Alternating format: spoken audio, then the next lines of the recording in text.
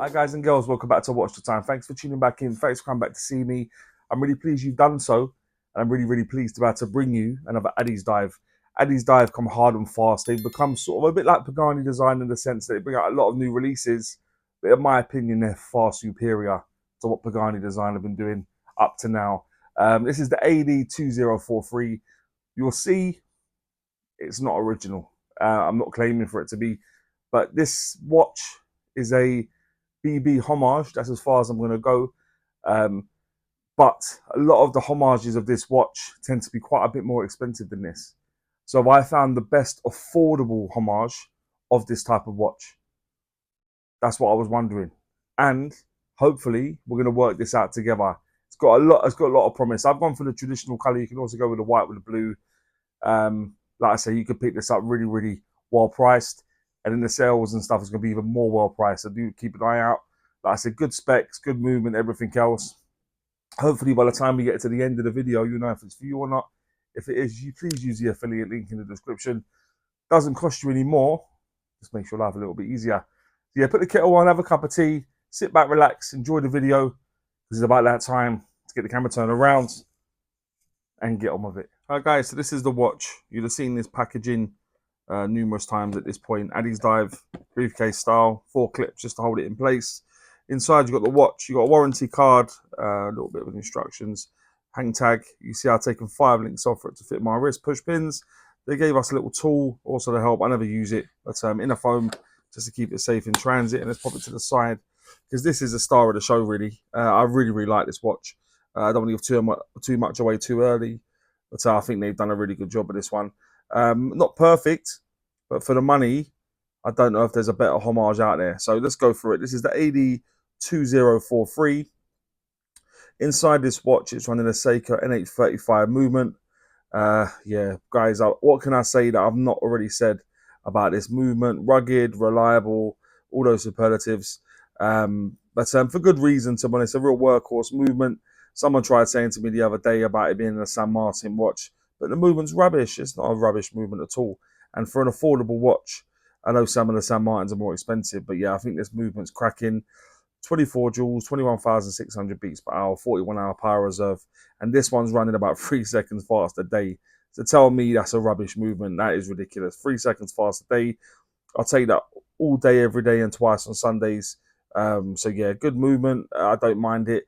The only thing I'm not enjoying at the minute is these ghost positions they're putting in these watches, especially with the sheer volume of watches these companies are selling now.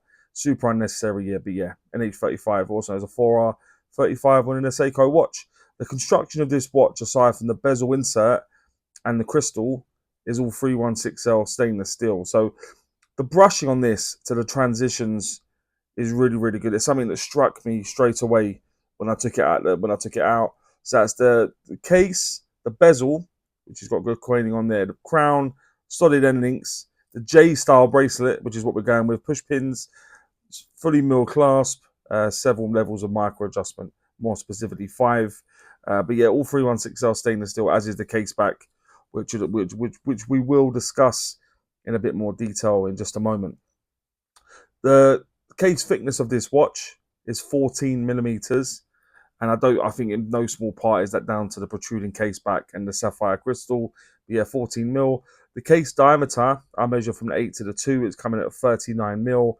And when you go from 9 to the 3, including that crown, it was coming at 42.4 millimeters. The lug width on this is 20. That does take it down to 16 mil and back up to 18 millimeters at that fully milled clasp.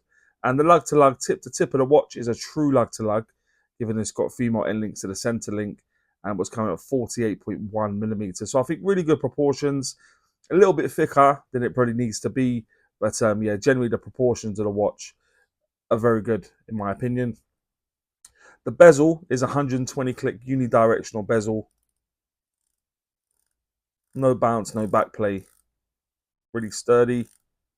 Not the most clicky, if you know what I mean, in terms of the clicks do sound a bit subdued. But it lines up perfectly. And it's an aluminium insert. And I think for this type of watch, I think that's bang on, to be honest. I think it gives it the aesthetic you're looking for with an aluminium bezel. The crown is situated at 3 o'clock. Nice bit of bounce off there. You've got the red bit of plastic inside there, which is synonymous with the watch's Homage in. Screw down case back, which does have, let me put it around the right way so you can have a look at it. Lots of information on there, which we're going to run through in a moment.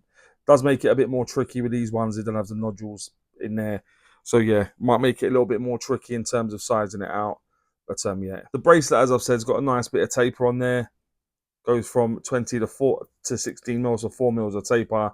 Signed on the fully milled clasp, double safety pushers, 5 levels of micro adjustment, polishing on the center links, push pins just to size it out. As I showed you a moment ago, I did take 5 links out for it to fit my wrist. The crystal covering the dial is a sapphire crystal. So yeah, we've got sapphire on just covering the dial. Lots of blue AR coating, but because it looks like it's a single dome crystal. So yeah, we've got sapphire covering the dial. Nice bit of domage on there. Protrudes, like I said before, that's adding to the thickness. You're talking a good mil of thickness, and I was like I said, the case back as well. But sapphire crystal.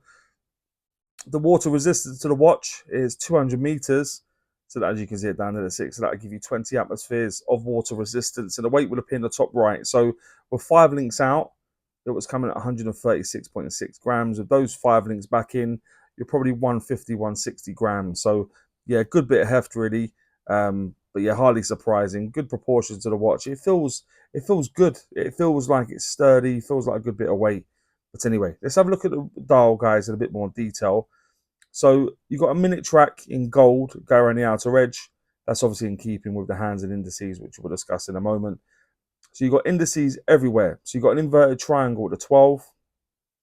You've got circular battens everywhere, except for the 3, 6, and 9, where you've got rectangular battens. The hands, extremely synonymous with the watches homaging. They're sort of, I don't know if I'm allowed to say it, but they're sort of snowflake style hands. Like I said, gold accents. So the hands and indices all gilt, which is gold, high polished, and you got a matte black dial. I like the matte black dial. I do think it offers a nice bit of contrast against the bling of the gold. You've got Addiesdive in gold printed onto the dial, just below the inverted triangle at the 12 o'clock. You got automatic 200M equals 660 feet, just above the batten at the 6, which is just denoting obviously the water resistance. But guys, do bear in mind, most companies, if not all, on AliExpress do not certify their watches. So it's, although with these watches where the crystal seated really well, the crown screw down, as is the case back, you're not going to have any problems swimming with them. But do bear in mind that's not going to be any sort of testing on that sort of water resistance. But yeah, so the hand indices all high polish, as I mentioned.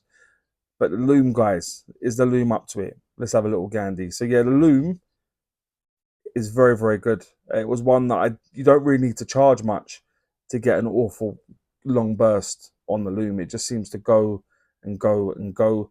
Like I said, the loom, you got a loom pip, which is loomed. You've got hands and indices, which are all loomed as well. The loom pip is off center, and that became more apparent to me as I spent time with the watch. It's a bit too far over to the right, but yeah, which is a bit of a shame, really. But yeah, the loom was good on this watch. As I said, you've got a ghost position on this watch, which means rather than just bouncing away from the case and having one position, you'll hear that you've got 2, which is the date changing inside. You pull it out, it does hack, which obviously it's a hacking movement. You put it back in, it will start back up again. If you turn it away from you, when it's at the point where it's obviously you just screw it up to the case, you can charge it. If you, like I said, if you take it out all the way, you can change the time to wherever you want to put it. I'll put it here for now. But yeah, generally, guys, it's been really easy to deal with. As I said, with the gloves on, still super, super easy in terms of the engagement, in terms of screwing it up and stuff. But that's the dial, that's the indices. As I said, the loom pip, you can see, is off to the right a little bit, which is a shame. But yeah, what do you think, guys? Let me just pop it on the wrist quickly, give you an idea of what it looks like on my wrist. So at the moment, I'm wearing it quite loose. It has been quite warm. So I'm sort of not using any of the micro adjustment I can do. Like I said, there's 5 levels of it. The finish on this watch is something that really surprised me. I do like the transitions, and I do think it looks really, really cool. The matte black with the gold indices and stuff, with that bezel, you can see what it's homaging. And I think they've done a fantastic job generally for the money. But there we are, guys. Okay, so that'll now take me on to what I think is pants and pucker about the watch. If you've ever watched before, you'll know I always start with pants. I like to kind of hide with pucker. So what I think is pants about this watch is, first off, you're going to go to the thickness. I don't think it needs to be as thick as all that. To be honest, 14 mil, yeah, it could do it being no more than sort of 12, 12 and a half in my opinion. So yeah, 14 mil is too thick. The ghost position, I'm going to keep mentioning these ghost positions until companies start taking heed, because we don't need ghost position on watches like this, especially where they sell so many units of no date watches. Let's whack the NH38 in there, guys, please. The loom pip, like I said, that's quite clearly off to the right. After wearing it for a few hours, I did notice it, and then once you see it, like, and if you can't unsee it. And the sharp edges again, that's on the clasp predominantly, a little bit on the case, but the clasp is one that I don't know if other people have picked up on, but in and around these areas here, they are very sharp. They need to refine it a little bit better. This one's not as bad as some I've had. Others I've managed to scrape myself, but yeah, it's still sharp again. So I'm going to mention the thickness, ghost position, loom pip, and the sharp edges again. What I think is pucker is I go with the dial. I do like that matte black dial with the gold accents and stuff. You can see the blue hues coming through on the crystal, but yeah, the dial's really nice. The hands and indices, I think the hands and indices are done really, really well on this. The way they've been executed. Like I said, no points for originality, but for the price, done well. The loom, really, really good loom. That is in a place that they've tried saving money on this watch. They've obviously done it with the movement. But yeah, the loom is good. The bezel, as I said, it's not as crisp, but all the clicks sound the same, which is all you can really ask. And it does line up really nice. No bounce, no backplay, no problem at all. The finishing of the watch, like I said, the brushing's done really well. It's sort of longitudinal going this way, but yeah, and it does transition very, very nicely. So the finishing's done really well. The fitment, what I did like on the clasp, you'll see the way it's seamless. Yeah, and the way it fits. There's no real wriggle in each side. The fitment, in terms of how it's, especially at the lugs, I think it's done really, really well. And the general look, we all know what it's homage in. I'm going to go as far as saying a BB58 or other versions as well. But yeah, you know the colorway, you know what they're doing. But I don't think that, from what I can see for the price, and we'll also mention the price, like I said, £95 roughly. And I think for what you're getting is a lot of money. So the things I'm going to say, I'm going to go to dial, hands and indices, loom, bezel, finishing, fitment, general look, and the price of the watch. And that'll take me on to, would I recommend this watch? As I say, guys, for the money, it's not perfect. But at present, for the type of homage this is homaging, or watch it's homaging, I think this is definitely the best. So I would definitely recommend it, guys and girls. So yeah. But anyway, please let me know what you think about this watch, more importantly. And maybe any other watches you may want to see on the channel. And as always say, don't forget to like, comment, subscribe. And always watch your time. Take care, guys. All the very best.